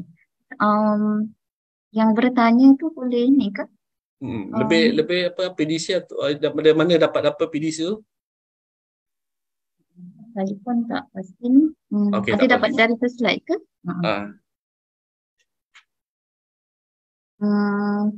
Okey, sementara kita pun tunggu PDC tu daripada mana mungkin. Ada sesiapa yang ingin bertanyakan soalan yang mungkin boleh on your microphone? Okey. Salam sejahtera tuan. Selamat sejahtera. Adakah STP khusus untuk hospital dan industri berat? Okey, untuk soalan itu, soalan yang baik, di mana pihak kami Indawata hanya merawat air sisa domestik saja. Hospital dan itu dia ada treatment dia punya logi sendirilah. Itu lain. Indawata tidak merawat sisa chemical daripada hospital dan yang industri berat lah. Kami hanya merawat air sisa domestik sahaja. Itu saja. Okey, ada. Alright, terima kasih. Okey, ada soalan lagi daripada para peserta? Kalau tak ada, saya teruskan pada ni. Alright, boleh teruskan Cik. Okay. Nampak macam tak ada kan? Okey, tak apa. Nanti kalau ada lagi soalan, nanti ingat boleh bertanyakan, insyaAllah saya akan. Okey. Terima kasih banyak. Terima kasih Doktor. Okey, kita sambung kepada kita punya topik yang sebenarnya ialah STP teknologi di mana anda boleh lihat di slide yang saya ni, di mana Pantai 2 Regional Sewerage Treatment Plant P2RSTP kemungkinan sahabat saya Dr. Zalzi pernah melawat ke logi kami di Pantai 2 RSTP, di mana ialah Pantai 2 ini adalah logi rawatan kumbahan serantau yang terbesar di Asia Pasifik, underground di Asia Pasifik. Anda boleh lihat di atas ialah anda boleh lihat kita punya silo tapi di bawah ialah proses rawatan air kumbahan. Anda tak boleh nampak pun proses rawatan kumbahan. Cuma anda boleh lihat cuma dia punya itulah, dia punya silo, dia punya admin building, tapi sebenarnya ada bawah tanah itu adalah proses rawatan air kumbahan. Ini adalah teknologi yang telah dibuat oleh dan bekerjasama dengan kerajaan Malaysia dan juga China untuk membuat sebuah logi yang canggih lah di Pantai 2 RSTP yang anda boleh lihat di pantai dalam Kuala Lumpur lah. Kita, untuk pengetahuan tuan-tuan puan-puan, kita ada 2 logi orang terbesar di situ, di mana ada Pantai 1 di sebelah NPE itu, dan di opposite dia adalah Pantai 2. Nanti saya terangkan dia sedikit lebih detail berkenaan dengan Pantai 2. Okey, untuk pengetahuan anda tuan-tuan puan-puan, pelajar-pelajar, ni adalah sebelum kita upgrade, sebelum kita membuat pembinaan Pantai 2 RSTP, di mana sebelum ini ialah kawasan kolam-kolam lah. Kolam-kolam yang anda boleh lihat macam kolam ikan lah. Tapi sebenarnya ialah inilah logi So ini open lah, nampak open so nampak open, boleh lihat dia punya apa tu bagi oksigen aerator dia, semua dia bagi oksigen surface aerator dia. So anda boleh lihat ini sebelum pantai tu wujud okey. Okey, untuk pengetahuan pantai tu dia punya catchment is besar, dekat BKL, lebih kurang total area 6,700 hektar covering central and south western KL. Dia punya catchment dia punya design untuk pantai tu RSTP ni adalah 1.8, boleh memuatkan 1.8 juta population equivalent ataupun penduduk setara ataupun 450 MLD lah air yang boleh masuk ke dalam loji kami setiap hari. Okey, sekarang ni currently lebih dah sekarang ni, bukan 1 saja. Sekarang ni 1.4 million the channel tu 11 network pumping station. Sebelum masuk ke dalam loji pantai tu ni ada lebih kurang 11 network pump station ni bukan pump-pump Petronas ke apa, ini pump indah water di mana kita kena pump air kumbahan tu yang tak mengalami gravity, dia akan kena pump masuk ke dalam loji rawatan kami lah di pantai 2 Okey. Untuk anda boleh lihat ini gambar rajah di mana ada 2 pantai tu dan juga pantai 1 di mana pantai 1 dia punya population design dia lebih kurang 400,000 PE ataupun 500,000 PE, lebih kecil daripada yang pantai 2 yang saya akan terangkan ni. Pantai 2 lebih kurang 1.8 juta PE population equivalent. Sekarang design dia 1.8, sekarang dah ultimate 1.4 juta population equivalent so air yang telah kami rawat, air indah water rawat, di mana air effluent yang terawat akan dilepaskan di Sungai Kelang. Untuk pengetahuan, Sungai Kelang bukanlah upstream, ialah downstream di mana hanyalah standard B yang ditetapkan dalam Jabatan Alam Sekitar, tapi kita telah mengikut piawaian standard A lah. So dia akan jadi single digit air effluent yang telah dirawat di loji olahan pantai 2 Okey, untuk pengetahuan kita split di mana air kumbahan catchment yang masuk sekitar kawasan Kuala Lumpur ni, dia masuk di pantai 1 dan pantai 2. So pantai 1 catchment dia, air kumbahan tu akan masuk split pergi ke pantai 1 20% dan pantai 2 80%. So ada 2 kita split ada dua loji di mana 20% di pantai 1 dan 80% di pantai 2. Okey. Untuk anda lihat pantai 2 ni di mana Regional Sewage Treatment Plant atau loji rawatan kumbahan Seratau ini bermula pembinaannya pada tahun 27 Julai 2011 dan telah siap pembinaannya pada 26 Julai 2015 design untuk 1.4 juta population equivalent, tapi sebenarnya ada 1.8 juta dan terbesar di underground sewage treatment plant yang terbesar di Asia Pacific dan total cost untuk membuat pembinaan pantai regional sewage treatment plant ni 985 juta ringgit under RMK 10 dan P2 P2 Regional Sewage Treatment Plant atau P2 Loji Rawatan Kumbahan Serantau ini menggunakan teknologi Advanced A2O ataupun Activated Sludge Process Okey, nanti saya terangkan yang ini. So anda boleh lihat di atas tadi saya dah terangkan di mana top finish level, di mana kita akan ada loji, tak nampak loji rawatan kumbahan, dia ada di bawah. Itu dia ada admin building, ada silo, ada untuk gas, biogas, holder. So ada ke atas. Tapi untuk rawatan proses semua di bawah tanah. Semua di bawah tanah. Okey. Ini layout dia. Layout di pantai tu RSTP yang menggunakan A2O lah sistem yang di mana A2O ni dia ada anaerobic, aerobic dan anaerobic. Okey. Anaerobic, anaerobic dan oxik. So anda boleh lihat dia punya ada ini di surface ada ataupun di atas. Anda boleh lihat admin building ada. kita punya effluent reuse pun ada, UF kita gunakan untuk kita bagi selepas kita rawat air kumbahan ni, kita akan ada bagi sedikit UF dan RO bagi untuk jadikan apa tu ni lah, RO water tapi kita tak betul-betul commercialize yang tu, just untuk kita lepaskan ke sungai saja. So anda boleh lihat kita ada biogas holder, di mana biogas holder ni kita boleh generate kita hold gas tu, dan kita ada biogas station untuk kita generate electricity. So anda boleh lihat kita ada seperti inilah, dan ada sludge treatment building, kita ada clarifier, effluent. Ini semua proses di bawah tanah lah.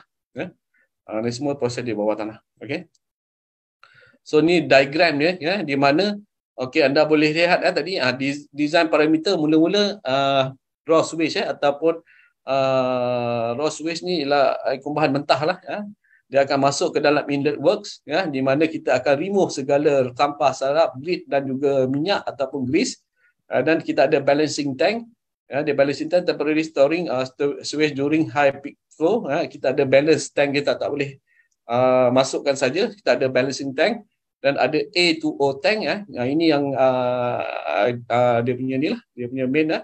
Di mana ada main biological treatment, anaerobic acidic A2O untuk remove segala organik dan nitrogen dan juga phosphorus dan juga semualah nitrogen, phosphorus compounds lah. Dan ada clarifier. Clarifier ni untuk penjernihan lah. Clarifier ni untuk pemendapan dan juga penjernihan, dan ada juga ultraviolet, UV, dan air itu akan lepaskan ke sungai mengikut piawai Jabatan Alam Sekitar. So anda boleh lihat design parameter dia, BOD dia in yang boleh masuk. Saya dah terangkan tadi, BOD dia 250, tidak boleh melebihi daripada 250, tapi yang keluar effluent yang kita rawat sekarang ni single digit dah, bukan lagi 10, single digit. Sebenarnya untuk BOD-nya biasanya untuk standard B, Sungai Kelang standard B hanyalah 50 mg per liter, tapi kita dah single digit. COD je lagi kurang daripada 500 in yang masuk, 60 yang kita keluar air yang kita lepaskan. Dan juga suspended solid daripada 300 SF tadi hanya 20 saja. Ini biasanya untuk standard A, standard A, tapi kita telah plan itu hanya standard B, tapi kita mematuhi standard A punya compliance lah. Okey. All English, amonia, amonia saya ada tuangkan, nitrogen dan phosphorus lah. Ini plan performance. Itu anda boleh lihat lepas slush ni, atau enap cemar ni ada alat-alat belt thickener ni untuk keringkan slush untuk bagikan dia dry solid, dan ada anaerobic digester ni untuk solid, drykan solid tu ataupun drykan biosolid tu, dan seterusnya kita akan lupuskan ke site yang ditetapkan Jabatan Alam Sekitar. Yang ini sekarang ada 140 tan per day yang kita lupuskan setiap hari di pantai tu. So yang di bawah itu yang tadi biogas di mana kita ada gas holder, kita ada temporary storage, dan kita ada defulvurizer, dan untuk removal sulfur, buangkan sulfur, dan juga kita ada biogas pre-treatment, ada moisture dan ada impurities removal, kita akan buangkan segala tu. Dan kita ada gas engine. Yang ini, yang bila gas engine ni kita boleh generate electricity, electricity up to 660 kilowatt, ataupun 5,781,600 kilometer per year lah, kilowatt per year. Yang itu yang kita hasilkan untuk generate electricity di STP ni. Tapi kami untuk pengetahuan, bukan semua yang kami boleh cover di pantai tu STP. Ada setiap, itu yang saya tekankan hanya di Almibini dan setengah sikit daripada loji olahan kami untuk proses. Tak semua semua kasa sebab kos untuk electricity kami juga agak mahal, di mana kami menjadi pelanggan kepada TNB juga untuk membayar segala kos electricity. Ini boleh cover lah sedikit electricity cost kami di pantai tu. That's why ini adalah salah satu plan yang dinamakan green technology lah. green technology, di mana kita recycle balik yang digunakan, apa yang dihasilkan kita recycle untuk digunakan untuk ni lah, untuk kegunaan logi dan seterusnya. Okey. Di mana ini saya terangkan treatment plant proses di pantai itu kita ada fine screen fine screen di mana kita remove segala sampah, rubbish, debris semua, dan kita ada beberapa untuk removekan segala sand dan juga large grit semua. Kita biasanya untuk proses kita kena remove segala minyak dan juga pasir-pasir pasir-pasir. Macam mana terdapat pasir? Biasanya pasir ini datang daripada inilah dalam pipe pembentungan, pipe pembentungan. Kadang-kadang ada pasir dalam tu, kita keluarkan dan kita gunakan oil and grease skimmer lah untuk removekan fats, oil dan grease lah. Kita gunakan skimmer ni, oil and grease skimmer, untuk removekan, kita buangkan air, minyak pada proses yang seterusnya. Kita ada balancing tank untuk regulate flow into the biological system. Untuk pengetahuan tuan-tuan, puan-puan, pelajar-pelajar, di mana-mana logi ulang kembang di Underwater, kami tidak menggunakan segala chemical. It's all biological process. Semua adalah biological process. Di mana mikrob yang masuk pun semuanya kebanyakannya daripada human waste lah, daripada badan-badan kamu semua. Ada mikrob yang baik, ada yang mikrob yang tak baik. So ini datang daripada human waste. That's why bila ada chemical yang illegal discharge ataupun sisa haram yang masuk, itu akan menyebabkan bakteria ni dia tak boleh sustain. Kita tak gunakan chemical. That's why kita bergantung kepada biological process ni lah yang natural. Itu saja. Okay. So it's all biological process. Anda boleh lihat dia untuk A2O punya proses, anaerobic, anoxic dan oxic proses ni ada proses dia di mana flow dia akan masuk untuk pre-anoxic untuk removekan segala oksigen dalam switch tu, dan anaerobic dia function ialah remove phosphorus, buang phosphorus, dan anoxic biasa anoxic tank ni untuk detrifinication process untuk removekan segala nitrogen, compound nitrogen. Dan oxic ni untuk main biological treatment to remove all organic compounds lah. So ada A2O. That's why kita nama dia A2O. Untuk pengetahuan tuan-tuan puan-puan, kita biasanya di logi-logi kami bermacam-macam sistem yang digunakan, ada macam-macam nama. Seperti contoh extended aeration, ada SBR, sequence batch reactor, dan ada oxidation pond punya tu. Ini biasa, tapi yang ini adalah salah satu teknologi yang kami gunakan di pantai itu, RSTP. Okey. Dan ini slush lah. Slush di mana kita ada untuk slush removal, dan juga kita untuk kita generate electricity, dan ada gunakan slush ni untuk ada gas. Biasaannya di logi-logi lain kita akan flare ni gas ni, tapi di sini kita ada kelengkapan dan juga ada untuk dijadikan generate electricity lah. Yang itu yang saya terangkan tadi, ada berapa kilowatt per year yang kita gunakan untuk admin building kita. Okay. Dan biogas reuse yang ni ada berapa ni, anda boleh lihat anaerobic digester, dan untuk to produce the methane rich biogas. So anda boleh lihat kita ada silo, kita ada untuk removekan hydrogen sulfide biogas, dan kita ada flare to burn of any excess biogas lah. Kita flare lah, tapi bila kita flare mengikut juga persekitaran dan juga piawan Jabatan Alam Sekitar lah bila kita flare. So anda boleh lihat tapi kalau dapat peluang, tapi saya sebenarnya untuk pantai itu ni, sebab anda tak boleh nampak dia punya proses, sebab semua all underground. Kalau di logi lain boleh nampak dengan mata, sebab underground memang kita tak bagi masuk, memang restricted area, kerana ada gas, kita takut tak boleh masuk. That's why walaupun canggih tapi all underground. Untuk pembelajaran kami biasanya tak sarankan untuk melawat logi ni lah, kerana it's all underground. Semua tempat di bawah tanah. atas ada recreational area, ada admin building, ada macam ni, tapi di bawah ialah proses rawatan air kumbahan. Okey. Bila di pantai tu ni kita menggunakan skadar untuk monitoring. Sekiranya berlaku segala apa isu ataupun ada masalah dengan tu, kita akan dapat detect. Kita mungkin detect ada masalah dengan untuk kita punya ni equipment, so dia akan detect dekat melalui skadar lah. Skadar ni adalah engineer untuk memantau segala kalau ada defect ke apa, so ini dia akan tahulah, bukan melalui skadar room ni. Okey. Dan juga boleh melihat apa yang masuk, apa yang keluar. Okey. So inilah dia punya existing green technology application, di mana kita effluent, air effluent ataupun air yang terawat ni, di reuse system ni ada 2.4 itu MLD ataupun RM RM2 million per year saving in water lah. Kita ada saving bila kita gunakan effluent reuse system ni. Okey. Dan kita ada wastewater resource heat system 1200 kW cooling load.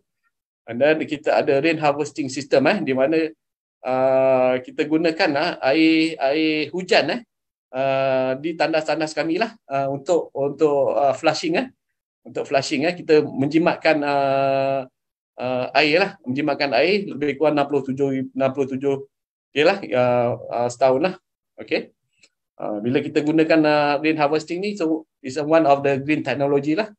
Okey, dan kita ada turbo blower untuk reducekan daripada 2.3 million per year in electricity lah.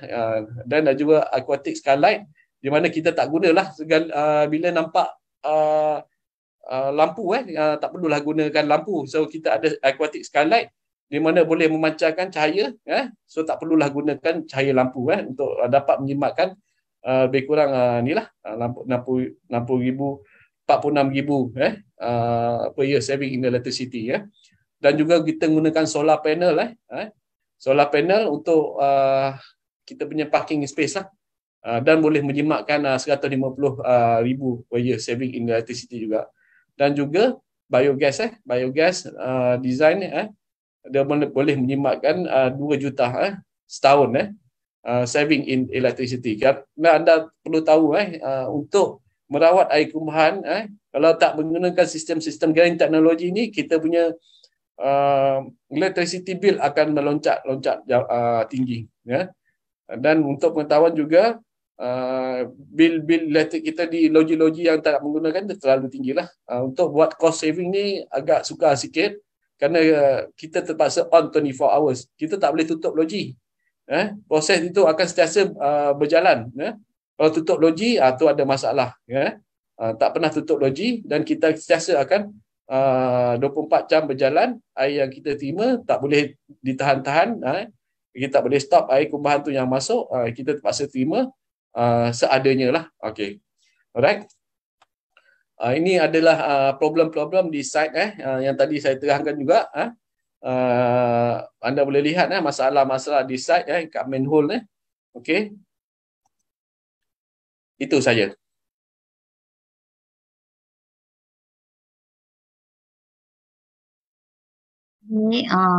Terima kasih Encik Saud Okey. atas perkongsian Saya yang ada video nak share kejap. Oh Boleh ya, tak? alright. Saya Boleh. stop dulu.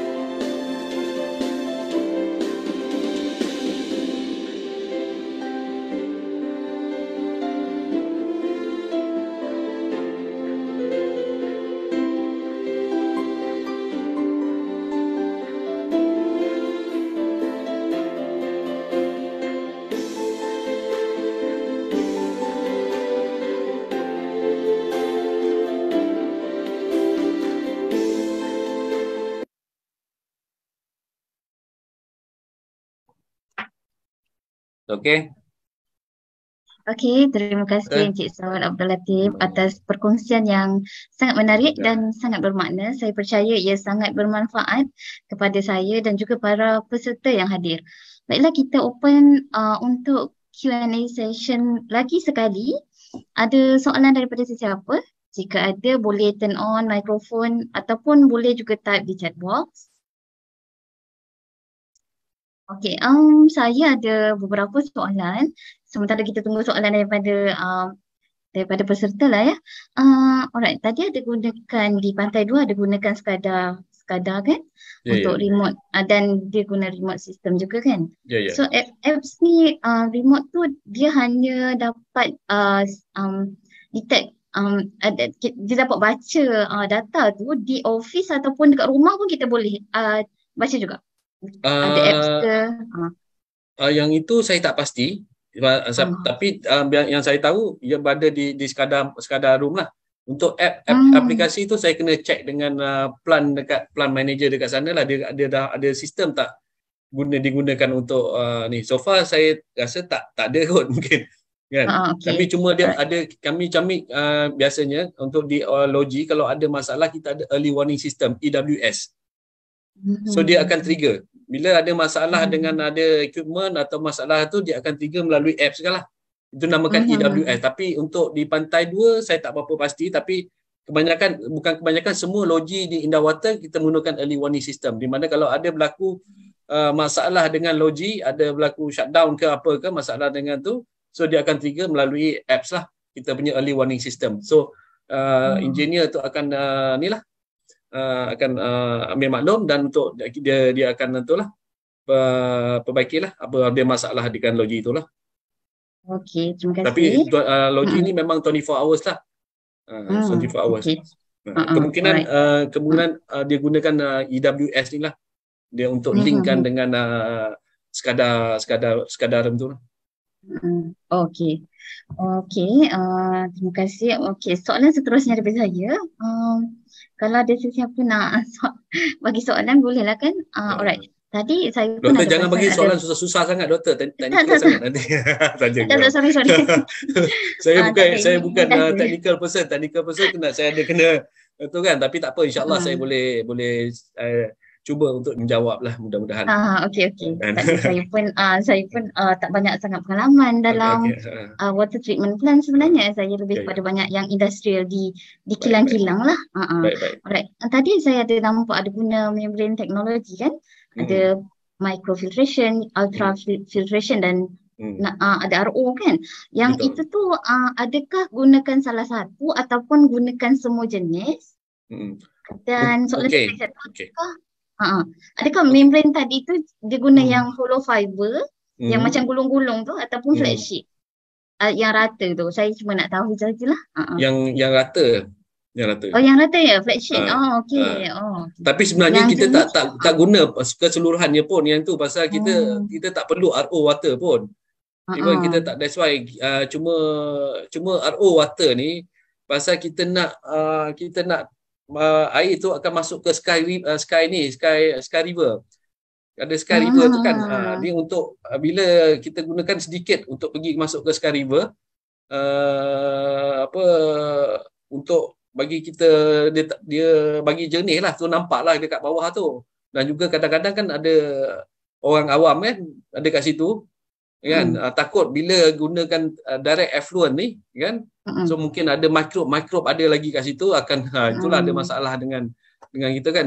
Biasanya di Pantai 2 ni kan ada eco park. So eco park ni baru kita dah pernah buka, tapi kita tutup, kita renovate semua, kita buat refurbish balik dan baru kita buka kepada orang awam. So air yang kita lepaskan tu kan biasalah kita akan gunakan, dia akan kadang-kadang ada orang awam ni kan guna, dia buat mandi lah, dia boleh cuci lah kan. So that's why kita masih lagi gunakan sedikit untuk lepaskan ke Sky River lah. Okey, terima kasih Encik Saud. Okey, saya rasa itu saja soalan daripada saya. Jadi ada soalan lain? Saya rasa tiada soalan lagi lah ya. Okey, alhamdulillah. Okey. Oh, ada soalan kejap ni. Ada quick question dengan penambahan bil. Saya nampak ni kat bawah ni. Betul Ya. Okey. Ya, betul Encik. Alright. Saya Okey. Alhamdulillah. bacakan. Kami sebenarnya tak pernah naik tarif ni sejak 1994. Tapi dengan doa-doa rakyat jelata pada 2022 kami akan naik sedikitlah tarif ni daripada RM8 ke RM10 sebulan. Oh ya? Berita Okey, gembira tahu awal buat lagi. kami belum bukan tak tahulah pada rakyat jelata kan, tapi kami kena naikkan sebab setiap tahun kos operasi kami semakin lama semakin meningkat. Walaupun kami disubsidi oleh pihak kerajaan, tapi yalah sampai bila dia nak tu kan, itu kami buat proposal, tapi alhamdulillah diluluskan oleh kabinet, di mana untuk tahun depan akan bermulalah rate tarif yang baru. Sejak 1994 tiada kenaikan tarif kan, hinggalah 2022 hanyalah RM2 sebulan, tak rasa pun RM2 pun RM2 sebulan. Itulah akan ada kenaikan tarif pada awal Januari nantilah, insya-Allah. Mudah-mudahan. Okey, terima kasih bagi tahu awal untuk kami bersedia. Okey. Alright, ada beberapa soalan lagi.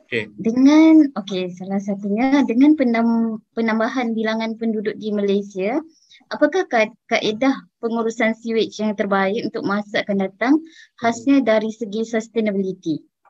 Terima kasih. Prof Chan yang boleh tanya. Okey. Untuk dari situ kita akan ada plan plan pada jangka masa panjang lah, di mana kita akan ada lagi loji-loji seperti Pantai Tu RSCP akan dibuat lah, kerana bila Pantai Tu ni akan merangkumi banyak maksud maknanya loji-loji yang kecil akan ditutup, so akan jadi satu loji di mana dia akan boleh muat lebih banyak population equivalent, di mana yang kecil-kecil ni kita tutup dan terus direct ke loji-loji yang besar lah. So dia antara salah satu plan-plan yang dibuat oleh kerajaan Malaysia untuk menggunakan teknologi yang canggih dan teknologi yang seperti di Pantai Tu RSCP lah. So itu plan jangka masa panjang lah. Itu saja. Okey, baik. Alright. Soalan seterusnya daripada Dr. Nazri. Apakah cabaran semasa membuat environment testing dengan penduduk sekitar pantai dalam? Okey. Dia punya cabaran tu mula-mula biasalah. Dulu kan katalah loji ni kan dulu open kan. So open dia akan ada mengeluarkan bau lah. Bila open ni, dia bila cuaca tak berapa cantik, seperti hujan dia akan mengeluarkan bau. So bila ada loji-loji seperti Pantai Tu RSTP, sebab dia semua underground, so alhamdulillah kita tidak menerima komplain daripada penduduk-penduduk sekitar tu lah. So far dia berpuas hati. Ada video-video yang dia kata sebelum ni dia bau lah kan, ada bau sebab is open concept sewage treatment plant. So once bila weather is not good condition, mengatakan dia akan mengeluarkan bau-bau yang tak enak lah ya. So bila ada loji-loji seperti ini semua treatment di bawah tanah, so far penduduk sekitar di pantai dalam tu kita tak pernah, bukan tak pernah lah, ada terima komplain, tapi very minimum komplain ya. Sebab kita bila once kita customer complain, kita akan buat record semua. So far yang depan saja dekat loji pun, even the buffer zone dia paling dekat pun dia tak komplain dah tak ada masalah dah. Sebelum ni ada komplain dah, biasanya melibatkan penduduk berdekatan dengan loji itu akan buat komplain dah, seperti bau busuk, seperti bunyi bising kan. Bila bunyi bising tu biasalah masa proses pembinaan di Pantai Tu RSCP. So far benda dah selesai, dah siap semua, so tak ada masalah. So dan ada juga yang loji tu sekali siap dengan Eco Park. So Eco Park ni untuk park untuk orang awam lah, untuk beriadah. So dia bagi juga sekali, so tak ada masalah dengan penduduk sekitar lah saja. Okey, baiklah. Alright. Ada soalan seterusnya daripada Dr. Hairul Azwan. Bagaimana pula dengan kesediaan IWK dalam Industrial Revolution Technology IR 4.0? Jadi adakah sebarang rancangan untuk sistem-sistem macam ni lah, contohnya macam pendigitalan, IoT dan juga big data? Yang itu saya belum tak pasti lagi itu. Itu saya tak boleh nak maknanya belum sampai ke tahap yang itulah untuk saya nak menjawab yang tu lebih tu on the teknologi yang tu lah, mana tak maaf lah yang tu saya tak apa tapi saya akan bertanya pada yang lebih pakar lah berkenaan dengan tu. Okey, baik, terima kasih. Okey, ada lagi satu soalan daripada Dr. Hairul Azwan. Macam mana pula dengan pengurusan projek, hire consultant ataupun perform in-house by IWK staff?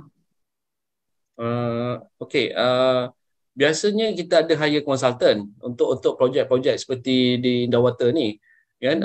Biasanya kebanyakannya yang menggunakan bila satu-satu katalah perumahan development dan dibuat satu perumahan, satu new project development, so dia akan ada consultant untuk dia berbincang dengan pihak Indawata lah.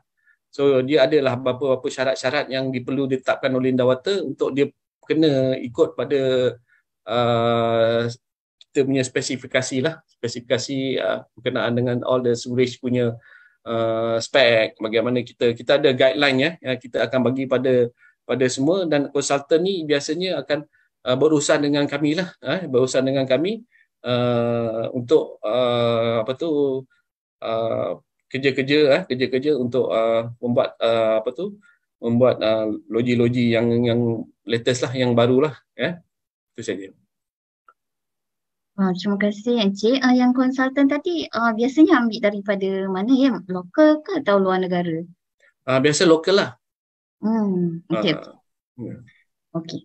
Alright. Ada soalan lagi daripada peserta? Okey, daripada Dr. Hairul Azwan juga memberi respon kepada jawapan Encik Saud tadi.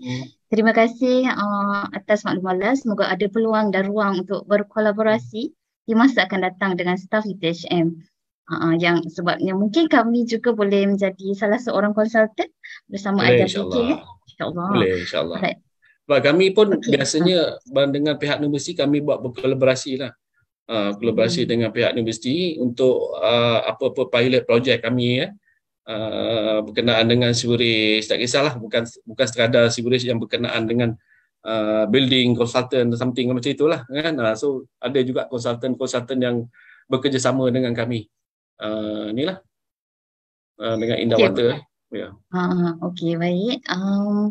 Maaf sih, saya punya line minta maaf kalau macam tak berapa okey. Boleh.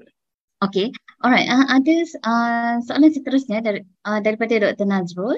Sekadar sistem yang Tuan present tadi tu untuk monitoring ke atau untuk kontrol sekali?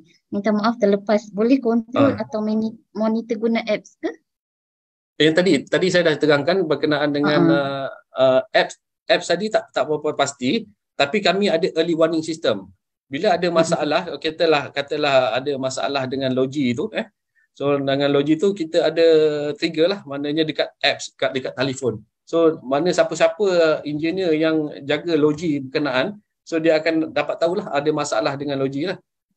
Yang untuk sekadar tu dia monitoring lah. Untuk sekadar monitoring, di mana bila berlaku masalah, ada defect dekat logi tu, so dia akan trigger lah. Dia akan bling-bling lah, dia akan trigger dekat sekadar room tu. Tapi bila lepas office hour, dia akan masuk ke dalam early warning system lah. Early warning system kalau ada berlaku masalah dengan logi yang ada kat situ lah. Itu saja. Betul. Okey, baik. Terima kasih Encik Saud. Okey, ada soalan lagi daripada peserta?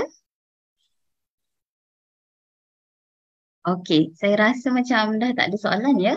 Okey. Dia lebih afdal dia kena datang logi tengok sendiri lah. Betul. InsyaAllah. Kalau IWK pun willing untuk menerima lawatan daripada kami pun, insyaAllah kami sentiasa alu-alukan Kecil tapak ya. tangan logi kami nantikan. Okay. Terima kasih banyak-banyak. Okay. Okey, saya rasa saya perlu tamatkan sesi webinar pada hari ini. Alright, terima kasih Encik Saud Abdul Latif atas Sama-sama. Terima kasih perkongsian. kepada semua, terima kasih kepada pihak UTHM yang organize this kind of event and this kind of industrial week industry week insyaallah semoga kita berjumpa lagi. Mohon maaf sekiranya saya tak ada yang tak dapat menjawab. Saya menjawab ada soalan-soalan yang berapa teknikal. Maklumlah saya ini bukan di bahagian teknikal, saya adalah corporate communication. Tugas saya lebih kepada promosi event, dan tapi memandangkan pengalaman beberapa tahun, belas tahun di Indawata, bolehlah saya tergagas sedikit sebanyak berkenaan dengan Indawata insya-Allah. Semoga berjumpa lagi. Terima kasih lagi sekali pada pihak UTHM, dan itu saja. Assalamualaikum warahmatullahi taala wabarakatuh. Dan selamat sejahtera. Terima kasih Encik Saud. Okey, saya percayalah ianya juga banyak memberi manfaat kepada kami semua. Terima kasih yang tidak terhinggalah atas perkongsian pengalaman dan pengetahuan Encik Saud bersama kami. Maaflah saya punya line internet mungkin tak berapa okey, jadi dia keluarlah gambar tu. Alright. Terima kasih juga kepada semua yang hadir untuk webinar pada hari ini. Saya percaya kita semua dapat banyak pengetahuan yang sangat berharga. Sekarang saya serahkan sesi ini semula kepada pengerusi majlis. Terima kasih diucapkan kepada Profesor Madya, Teknologis Dr. Nurhanis Hayati Hairom di atas pengenalian slot 2 kita sebentar tadi. Seterusnya, dengan sukacitanya diminta kepada semua hadirin dan hadirat untuk membuka kamera bagi sesi fotografi maya. Kerjasama daripada semua amatlah dihargai. Dengan ini, maka tamatlah sesi kami pada petang ini. Mohon semua peserta mengisi borang kehadiran yang dilampirkan dalam chat box Zoom atau komen Facebook. Terima kasih.